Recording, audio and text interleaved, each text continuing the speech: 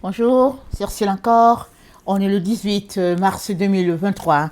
Alors, je viens sur la trompette une troisième fois aujourd'hui et je viens proclamer le retour de notre Seigneur Jésus-Christ. Soyons tous bénis, soyons remplis de sa joie. Amen et Alléluia. Alors, je viens apporter un troisième message, mais c'est un message que je devais apporter hier. Amen. Parce qu'aujourd'hui,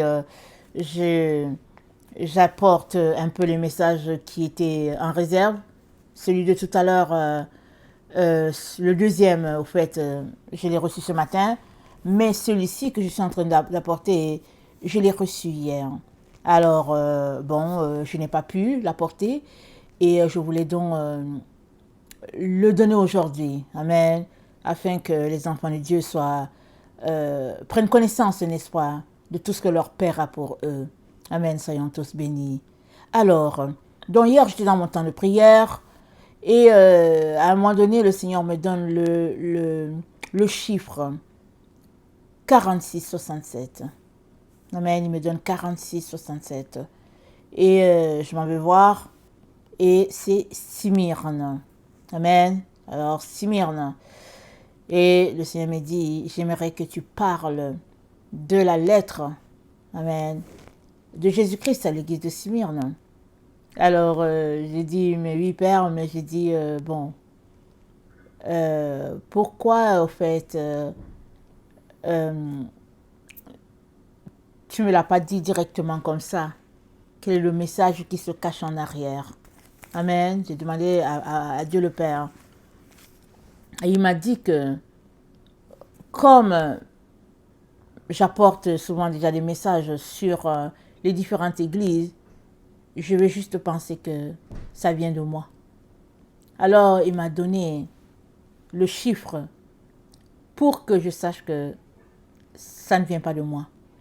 Et c'est un message très important qui doit être livré, Et les enfants de Dieu doivent prendre en note les remarques du Seigneur, parce qu'on est dans ces temps-là. Amen. Alors, dans Apocalypse 1, le verset 11, c'est dit ceci. Ce que tu vois, écris-le dans un livre et envoie-le aux sept églises à Éphèse, Smyrne, Pergame, Thyatire, Sardes, Philadelphie et Laodicée. Et puis, Apocalypse 2, le verset 8. Écris à l'ange de l'église de Smyrne. Voici ce que dit le premier et le dernier, celui qui était mort et qui est revenu à la vie. Je connais ta tribulation et ta pauvreté, bien que tu sois riche, et les calomnies de la part de ceux qui se disent juifs et ne le sont pas, mais qui sont une synagogue de Satan. Ne crains pas ce que tu vas souffrir. Voici le diable jettera quelques-uns de vous en prison, afin que vous soyez éprouvés, et vous aurez une tribulation de 10 jours. Sois fidèle jusqu'à la mort, et je te donnerai la couronne de vie. Que celui qui a des oreilles entende ce que l'Esprit dit aux églises. Celui qui vaincra n'aura pas à souffrir la seconde mort. Amen. Donc d'emblée, quand on lit déjà comme ça, on voit déjà les recommandations du Seigneur, les conseils. Par exemple, celui qui vaincra, il ne subira pas la seconde mort. Ça, c'est une garantie. C'est une promesse de notre Seigneur et ça va arriver tel. Donc il te dit que si à la fin tu es trouvé vainqueur, la seconde mort n'aura pas d'effet sur toi. Ça ne sera pas pour toi. Tu seras tout simplement dans la présence de Dieu où tu vivras éternellement. Amen. Alors, il te demande de tout faire pour être vainqueur. Il te demande de garder les yeux fixés sur lui et de foncer. Amen. Malgré les épreuves, de ne pas baisser les bras dans ton œuvre de sanctification. Mais de t'éloigner de tout ce qui est charnel, tout ce qui est séduction de ce monde. Dieu te demande de t'en éloigner afin d'être vainqueur. Amen. Ça, c'est le premier message qu'il a pour toi. Le second message qu'il a pour toi, c'est que il n'a pas changé. Amen. Dieu n'a pas changé. Le Dieu de 2023, c'est le même Dieu de l'origine. Le Dieu du début. Le créateur de l'univers entier, c'est le même. Il n'a pas changé. Les hommes lui donnent des attributs différents. Certains l'appellent Allah, d'autres l'appellent Krishna. Chacun l'appelle comme ils veulent. Mais il n'a pas changé. C'est le Dieu créateur de tout l'univers. Et puis, ses normes sont les mêmes. Les lois sont les mêmes. Ça n'a pas changé. Les gens veulent essayer de changer ces lois. Et puis, essayer de lui faire dire des choses qu'il n'a pas dit. Il dit ça, il n'a pas changé. Dans plusieurs endroits, on lui a retiré les lois qu'il a établies dans la Bible. Dans plusieurs endroits, c'est enlevé. Mais Dieu dit, ça n'a pas changé et sa loi ne changera pas. Tant que les cieux et la terre existeront, rien ne changera dans ce qu'il a dit. Il a dit, les cieux et la terre passeront, mais ma parole jamais ne passera. Alors, sur ce second point, il met l'accent sur les relations dans le couple. Dieu a dit que l'homme quittera son père et sa mère, s'attachera à sa femme, les deux deviendront une seule chair. Il dit, c'est la même chose. Ça n'a pas changé, même si on est en 2023. L'homme doit quitter son père et sa mère pour s'attacher à sa femme. La femme doit quitter pour s'attacher à son mari. Si les deux ont quitté, il n'y a pas de raison que Dieu ne soit pas au milieu. Mais s'il y en a qui n'ont pas quitté leur famille, alors les liens de leur famille vont revenir pour les détruire. Parce qu'ils ne l'ont pas quitté. Parce que tu quittes une famille, n'est-ce pas, pour aller former une autre. Tu ne peux donc pas former l'autre famille tant et aussi longtemps que tu restes attaché à ta famille d'origine. Tu ne peux pas. La seule manière pour toi, pour que tu t'attaches à la nouvelle unité que tu es en train de bâtir, c'est que tu aies laissé la première. Tu es né là-bas, tu as grandi, amen, et puis tu es devenu mature et tu as quitté. Voilà comment tu peux bâtir la nouvelle unité. Le deuxième élément dans l'élément famille, c'est que si tu es né un homme, tu mourras un homme. Tu ne peux pas naître un homme et puis en cours de route dire que tu es devenu une femme. Et puis mourir autre chose. Dieu dit non. S'il t'a créé un homme, c'est que tous les gènes qu'il a mis en toi sont des gènes masculins. Hein, et la finalité, c'est ça. Ce sera des gènes masculins. Si tu es né une femme, c'est pas possible qu'en cours de route tu deviennes un homme. C'est pas possible. Les gènes qui sont en toi sont des gènes féminins. Et tu finiras avec les mêmes gènes. Donc, il demande à tous ses enfants de sortir de tous les mensonges qu'il y a sur la terre.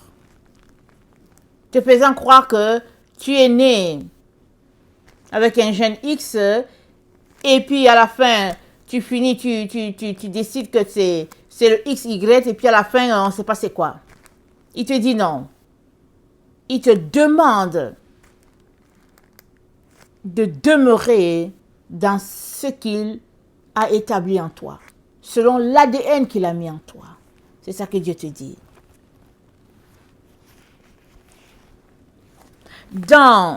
Il te demande de lire Lévitique 18. Amen. Tout Lévitique 18, le Seigneur demande de lire. Mais ici, j'ai deux passages dans Lévitique 18 que je vais lire. Lévitique 18, 1 à 6. L'Éternel parla à Moïse et il dit, parle aux enfants d'Israël et tu leur diras, je suis l'Éternel votre Dieu. Vous ne ferez point ce qui se fait dans le pays d'Égypte, où vous avez habité, et vous ne ferez point ce qui se fait dans le pays de Canaan, où je vous mène. vous ne suivrez point leurs usages. Vous pratiquerez mes ordonnances et vous observerez mes lois, vous les suivrez. Je suis l'Éternel votre Dieu, vous observerez mes lois et mes ordonnances. L'homme qui les mettra en pratique vivra par elles. Je suis l'Éternel. Nul de vous ne s'approchera de sa parente pour découvrir sa nudité. Je suis l'Éternel. Amen. Donc je vous demande de continuer de lire tout le 18. Amen. Et je vais à 22. Tu ne coucheras point avec un homme comme on couche avec une femme. C'est une abomination. Tu ne coucheras point avec une bête pour te souiller avec elle. La femme ne s'approchera point d'une bête pour se prostituer à elle. C'est une confusion. Ne vous souillez par aucune de ces choses, car c'est par toutes ces choses que se sont souillées les nations que je vais chasser devant vous. Le pays a été souillé. Je punirai son iniquité, et le pays vomira ses habitants. Vous observerez donc mes lois et mes ordonnances, et vous ne commettrez aucune de ces abominations. Ni l'indigène, ni l'étranger qui séjourne au milieu de vous. Car ce sont là toutes les abominations qu'ont commises les hommes du pays qui ont été avant vous, et le pays a été souillé. Prenez garde que le pays ne vous vomisse. Si vous le souillez, comme il aura vomi des nations qui y étaient avant vous. Car tous ceux qui commettront quelque de ces abominations seront retranchés du milieu de leur peuple. Vous observerez mes commandements et vous ne pratiquerez aucun des usages abominables qui se pratiquaient avant vous. Vous ne vous en souillerez pas, je suis l'Éternel votre Dieu. Amen. Alors, Dieu demande sainteté totale selon ce qu'il a prescrit. Il n'a jamais dit que les choses ont changé. Même si certains leaders religieux décident de changer les choses, la loi de Dieu n'a pas changé. Et quiconque les change aura affaire à l'Éternel.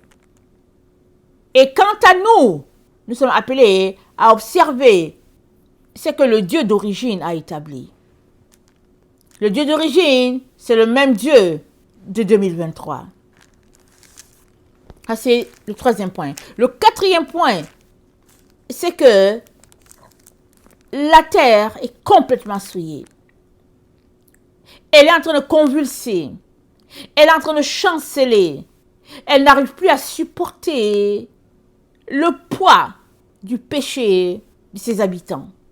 Peu importe l'endroit, que ce soit en Afrique, que ce soit en Asie, que ce soit en Europe, en Amérique, peu importe l'endroit, la terre convulse. Et elle va vomir tout ce que Dieu n'aime pas. Tout ce qui est abomination, tout cela sera vomi. Il y aura des secousses. Il y aura des tremblements. Parce que Dieu est sur le point de purifier cette terre. Plusieurs seront emportés. Plusieurs seront détruits. Mais Dieu ne veut pas que tu périsses. Alors il y en a certains qui seront emportés, qui iront à la maison du Père. Parce que ils auront été trouvés justifiés. Ils auront été justifiés par la mort de Jésus-Christ à la croix. Mais plusieurs seront emportés. Le Seigneur veut que tu vives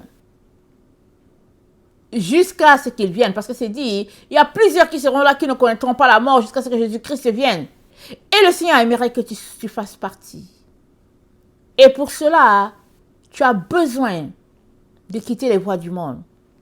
et marcher dans la sainteté, marcher dans la pureté, te tenir proche du Seigneur, à ses pieds, et vivre uniquement pour ton Dieu. De telle sorte que, avec la terre qui est en train de chanceler, quand elle chancellera et qu'elle s'écroulera, toi tu ne sois pas du côté de ceux qui vont tomber, qui seront emportés. Parce qu'il y a un groupe qui sera emporté pour le séjour des morts. Quand la terre va bouger, quand ça sera secoué, plusieurs seront évacués et le groupe sera divisé en deux. Un groupe ira à la maison du repos et un autre sera tout simplement emporté loin de la présence de Dieu. Parce que ils se sont comportés en ennemis. Et Dieu te dit aujourd'hui qu'il est très important que tu t'assures que tu es en train de marcher selon les conseils du Père. Et que tu fais partie des enfants du Père. Alors, quand tu fais partie des enfants du Père, vivant ou mort, tu es vivant dans le Seigneur. Amen. La mort n'a pas le pouvoir sur l'enfant de Dieu. Si le corps ne peut plus supporter, alors le corps ira au repos, mais l'âme ne sera pas détruite. Amen. Le 5e point.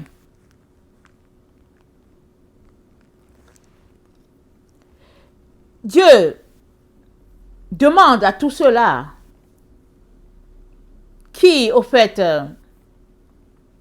choisissent la voie du mal à cause de la position sociale, à cause de l'argent, parce qu'ils vendent leur âme, Dieu leur demande d'aller se repentir, de renoncer à ce qu'ils ont fait. Parce que lui, Dieu, il n'a pas changé. Il est le même, hier, aujourd'hui et pour toujours. Ses lois établies demeurent le même. Alors, si tu dis que tu es avec lui, ses lois établies demeurent les mêmes. Si tu dis que tu es avec lui, tu ne peux pas aller te souiller pour de l'argent, pour de la position sociale dans une compagnie, pour t'acheter une voiture. Non, tu ne dois pas faire cela. Dans Ésaïe 44, voilà ce qui est dit au verset 6.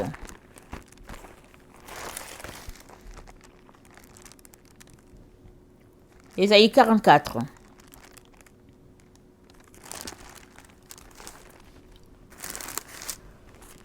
C'est dit ceci. Ainsi parle l'Éternel, roi d'Israël et son Rédempteur. L'Éternel des armées, je suis le premier et je suis le dernier. Et hors moi, il n'y a point de Dieu. Qui a comme moi fait des prédictions, qui le déclare et me le prouve, depuis que j'ai fondé le peuple ancien, qu'il annonce l'avenir et ce qui doit arriver. N'ayez pas peur et ne tremblez pas. Ne te l'ai-je pas dès longtemps annoncé et déclaré? Vous êtes mes témoins. Y a-t-il un autre Dieu que moi? Il n'y a pas d'autre rocher. Je n'en connais point. Donc Dieu te dit, tu es son témoin. Tu ne peux pas en même temps être témoin de Dieu et en même temps être témoin de Satan. Tu ne peux pas en même temps servir Dieu, dire que tu es son enfant et opter pour la gloire de ce monde. L'argent, les voitures, les femmes, tout ce qui se passe dans le monde. Dieu dit, il te demande de sortir de là immédiatement et d'aller te repentir. Parce qu'il a prévu de la guérison pour quiconque veut. Et il appelle tous ses enfants à la repentance. Tous ceux-là qui ont choisi des voies tortueuses parce qu'ils cherchent une certaine gloire, parce qu'ils veulent une certaine position sociale, parce que, au fait, ils se sentent minables et puis ils cherchent quelque chose. Dieu dit à tout ce groupe-là, sortez de là et puis allez vous repentir le plus rapidement.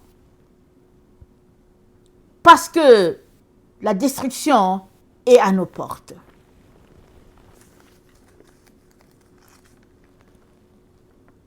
Le 6e point.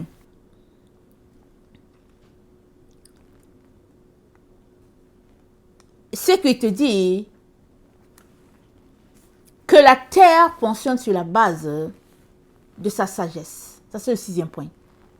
La terre, telle que Dieu l'a établie, fonctionne sur la base de la sagesse de Sophia. Alors, si tu ne marches pas avec la sagesse de Dieu, tu ne pourras pas t'en sortir. Il te demande de chercher la sagesse divine. Parce que la sagesse de ce monde ne peut pas t'aider.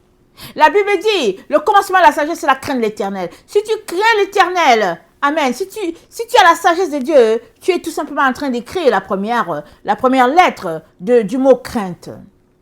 Et tu as besoin de la sagesse divine pour commencer à craindre l'Éternel. Dans Proverbe 8, le verset 22, voilà ce que Dieu te dit. L'Éternel m'a créé la première de ses œuvres. Avant ses œuvres les plus anciennes, j'ai été établi depuis l'éternité. Dès le commencement, avant l'origine de la terre, je fus enfanté quand il n'y avait point d'abîme, point de source chargée d'eau, avant que les montagnes soient affermies, avant que les collines existent, je fus enfanté, il n'avait encore fait ni terre, ni les campagnes, ni le premier atome, ni la poussière du monde. Lorsqu'il disposa les cieux, j'étais là. Lorsqu'il traça un cercle à la surface de l'abîme, lorsqu'il fixa les nuages d'en haut, les nuages en haut, et que les sources de l'abîme jaillirent avec force, lorsqu'il donna une limite à la mer pour que les eaux n'en franchissent pas les bords, lorsqu'il posa le fondement de la terre, j'étais à l'œuvre auprès de lui. Et je faisais tous les jours ses délices, jouant sans cesse en sa présence. Jouant sur le cercle de la terre, et trouvant mon bonheur parmi les fils de l'homme. Maintenant, mon fils, écoutez-moi. Heureux ceux qui observent mes voies. Écoutez l'instruction pour devenir sage. Ne la rejetez pas. Heureux l'homme qui m'écoute, qui veille chaque jour à mes portes et qui en garde les poteaux.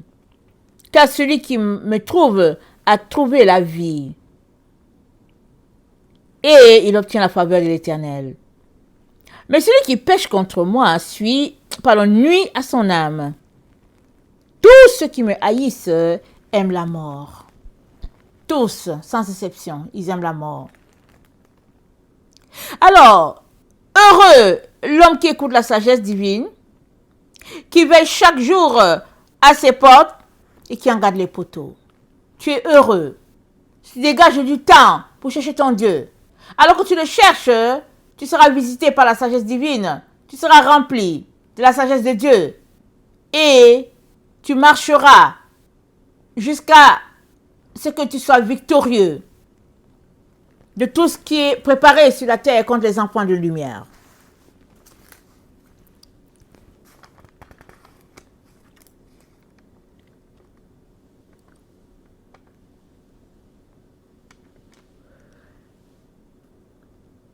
Excusez-moi.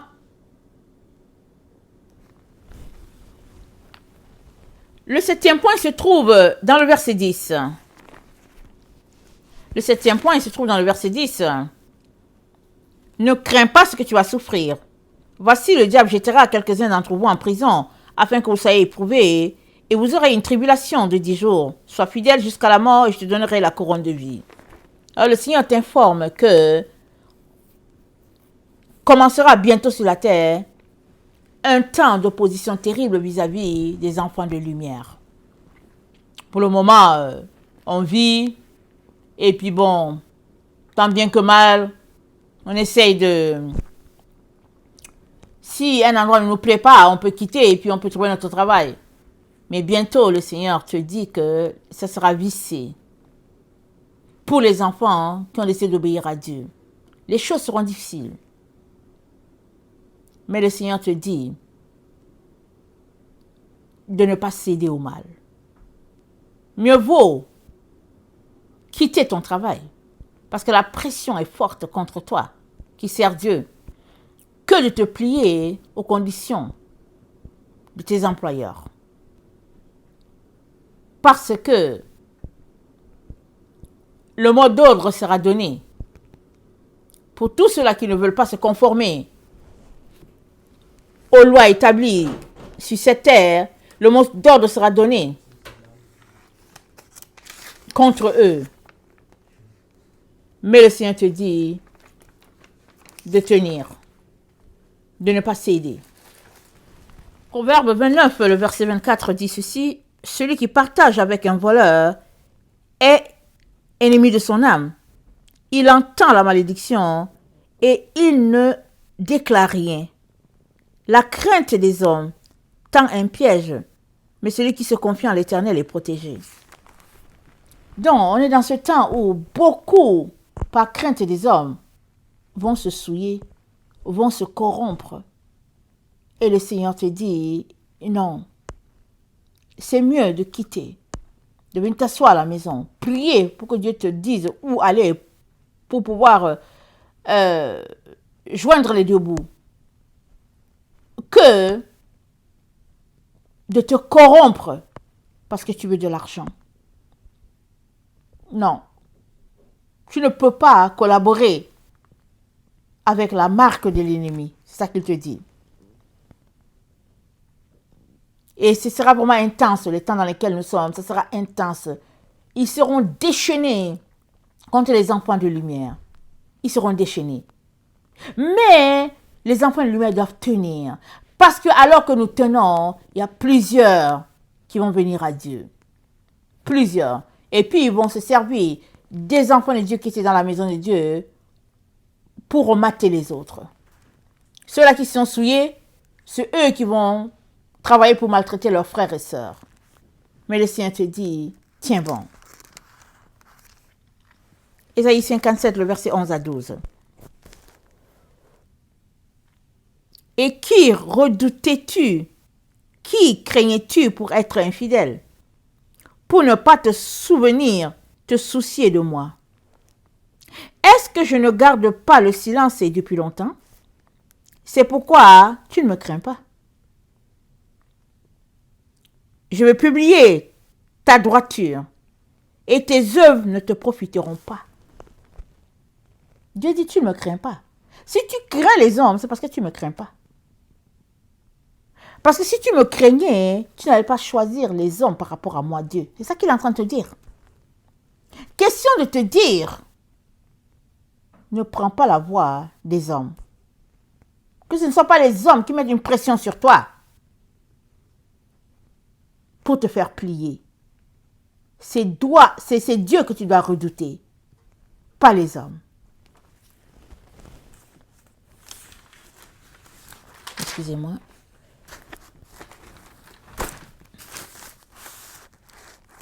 Le 8e point que Dieu te donne, c'est Apocalypse 2, le verset 8. Écrit à l'ange de l'église de Smyrne, voici ce que dit le premier et le dernier, celui qui était mort et qui est revenu à la vie. Jésus-Christ dit, c'est un peu comme le premier message qu'il a commencé, le premier point. Il te dit que il est le premier. C'est-à-dire quoi? C'est-à-dire il est Aleph. Il n'y a point d'autre Dieu. Il est unique. Il est le grand Dieu qui a créé tout cet univers et il n'y a pas de semblable. Il est unique. Dieu créateur, un seul Dieu. Et dans cet ensemble, n'est-ce pas, il vient à toi, amen, en tant que sa créature, pour t'aspirer dans sa maison, dans sa famille. C'est ça qu'il est pour toi. Un Dieu unique, le Dieu Aleph, le seul Dieu, il n'y a pas un autre. Et il te dit qu'il est le dernier, c'est-à-dire qu'il est le Tav. Amen. Alors, il est le premier, le commencement de toutes choses. Amen. Pour être en tout temps le premier. Il n'y a pas possibilité que ce soit autrement. Mais il te dit aussi qu'il est le dernier. Parce que quand tu arrives à la fin, amen, il est encore le commencement de l'autre monde. Donc, il est le Tav, c'est-à-dire la fin de notre monde-ci, amen, et le commencement de l'autre. C'est ça qu'il est. Alors, le Tav, ça veut dire, il est la vérité. La vérité absolue, il n'y a pas une autre vérité. Le Tav, c'est la marque finale. C'est-à-dire que si à la fin, tu arrives à la ligne d'arrivée, tu seras marqué du Tav. Le signe final, le signe qui confirme que tu appartiens au Père, le signe représentant la vérité. Ça veut dire que tu as marché sur cette terre dans la vérité. Et la fin est venue confirmer le signe du Tav sur toi. Amen. Alors, il est le Tav, c'est-à-dire la fin, c'est-à-dire il est la protection de tous ceux-là qui croient en lui pour les délivrer des ténèbres, pour les délivrer des souffrances de ce monde. Il est ce Tav. Le Tav, c'est aussi la croix. Parce que si tu marches dans la vérité, amen, portant ta croix, tu arriveras à la fin. Alléluia. Et la destruction de ce monde n'aura pas d'effet sur toi. Parce que tu auras porté ta croix, tu auras marché dans la vérité et tu te seras retrouvé appartenant au Créateur de l'univers. Il est le Tav, la fin, parce que cette fin a été établie dès le commencement. Ce n'est pas maintenant qu'il a établi la fin. Non, il l'a établi dès le commencement. Parce qu'il est le Dieu créateur, il a créé toutes choses et il sait l'époque de la fin, c'est lui. Alors si tu marches selon ces directives, tu arriveras à la fin et tu commenceras le nouveau cycle avec lui encore. Alors, c'était le message qu'il avait donné. Amen, hier, 46-67, église de Smyrne. Et il nous demande de nous préparer. Amen, de nous préparer à une vie de souffrance. Et se préparer, ça commence par le moral. On n'est pas dans le temps où on doit festoyer, se réjouir d'un certain bonheur. On est dans le temps où on doit tout simplement prier, renoncer à manger lourd. On doit être dans le jeûne, la prière, les pleurs, le renoncement aux œuvres mortes, la supplication pour dire Seigneur, à notre secours. Sauve-moi, Seigneur. Sauve mes enfants, Seigneur. Sauve ma famille, Seigneur. Sauve mes amis, sauve mes voisins. On est dans ce temps-là. Dieu cherche un intercesseur qui se tiendra à la brèche pour intercéder pour le peuple. Seras-tu cet intercesseur? Le seras-tu? Amen. Que le Seigneur bénisse sa parole. Maranatha, Jésus revient. Amen et alléluia.